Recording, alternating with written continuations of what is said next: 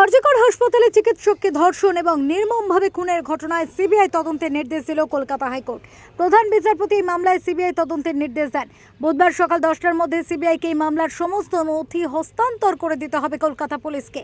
হাইকোর্টের এই নির্দেশ আসার পর তদন্ত নিয়ে অনেকটাই আশ্বস্ত আন্দোলনকারী জুনিয়র চিকিৎসকেরা। তারা জানিয়েছেন আন্দোলন চলবে, কারণ তাদের বেশ কিছু দাবি রয়েছে এখনো। আন্দোলনকারীরা আগেই জানিয়েছিল কোনো রাজনৈতিক দল বা সংগঠনের ব্যানার নিয়ে শামিল হওয়া যাবে না তাদের আন্দোলনে। ফলে সিপিএম এবং দলের যুব ও ছাত্র সংগঠন হাসপাতালের উল্টো দিকে অবস্থান কর্মসূচি চালিয়ে যাচ্ছে 72 ঘন্টা ধরে। এই ঘটনার প্রতিবাদে এদিন মিছিল করে এপিডিআরএ। মিছিল যাতে আরজিকর হাসপাতালের মধ্যে ঢুকতে না পারে তার জন্য ব্যারিকেড করে রাখে পুলিশ।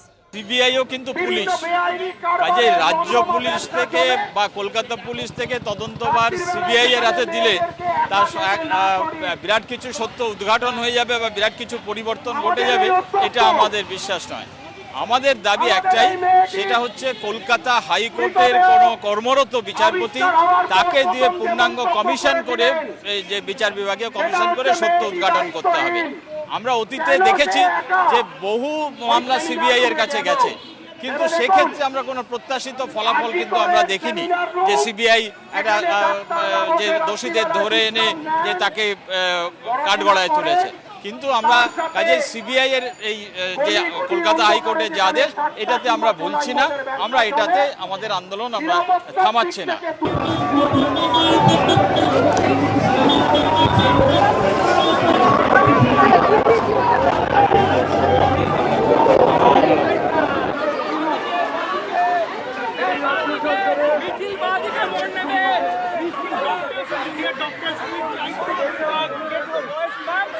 হয়েছে এবং তার সাথে নৃশংসভাবে হত্যা করা হয়েছে। আমাদের বিশ্বাস এটা একজনের কাজ নয়, আবারও বলছি এটা আমাদের বিশ্বাস, এটা অনেকে এর মধ্যে যুক্ত রয়েছে। এই পরিপ্রেক্ষিতে দাঁড়িয়ে আজকে সারা বাংলা আইনজীবী ঐক্য মঞ্চ, আজকে হাইকোর্ট ইউনিট মহিলাদের দ্বারা আমরা আজকে এই মুভমেন্টটা করছি। কলকাতা হাইকোর্টে সারা বাংলা আইনজীবী ঐক্য মঞ্চের তরফ থেকে আইনজীবীদের একটা সংগঠন, সেখানে আরজিকর মেডিকেল কলেজ অ্যান্ড হসপিটালের যে একটা তরুণী ডাক্তারের উপর যে নৃশংস একটা ঘটনা ঘটে গেল, তাকে রেপ করা হলো, তাকে ধর্ষণ করার পর তাকে খুন করা হলো, এর প্রতিবাদে আজ আমরা সকলেই এই মহিলা আইনজীবী সহ আমরা একত্রিত হয়ে এর তীব্র নিন্দা জানাচ্ছি। প্রকৃত দোষী যে অন্যায়ের সঙ্গে যুক্ত সেই অপরাধীর আমরা দৃষ্টান্তমূলক শাস্তির দাবি জানাচ্ছি। আরজিকর কাণ্ডে আজকে কলকাতা হাইকোর্ট মহামান্য ডিভিশন বেঞ্চ তারা সিবিআই তদন্তের আদেশ দিয়েছেন, যথাযথভাবে সিবিআই তদন্তের আদেশ দিয়েছেন।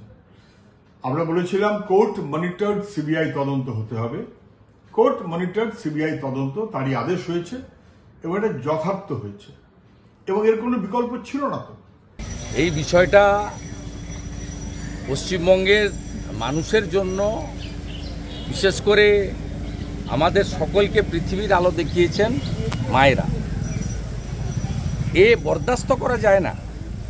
রক্ষকই ভক্ষক, এটা মেনে নেওয়া যায় না। কোর্ট মনিটরিং সিবিআই আমরা চাই এবং আমি আপনাকে বলছি ইনভেস্টিগেশন হলে এটা সংগঠিত গ্যাং রেপ অ্যান্ড মার্ডার। আরজিকরের এই মর্মান্তিক হত্যাকাণ্ডকে কেন্দ্র করে মহামান্য আদালতের সিবিআই তদন্তের নির্দেশকে স্বাগত জানাচ্ছি। কাল দুপুর 2টোর সময় ভারতীয় জনতা যুব মোর্চা এবং আমাদের মহিলা শাখা ভারতীয় জনতা মহিলা মোর্চার নেতৃত্বে একটি মিছিল, ধিক্কার মিছিল কলকাতার কলেজ স্কোয়ার থেকে শুরু করে আরজিকর পর্যন্ত যাবে। ক্যামেরায় শিবাজি পালের সঙ্গে দেবলীনা চৌধুরী রিপোর্ট, তারা নিউজ, কলকাতা।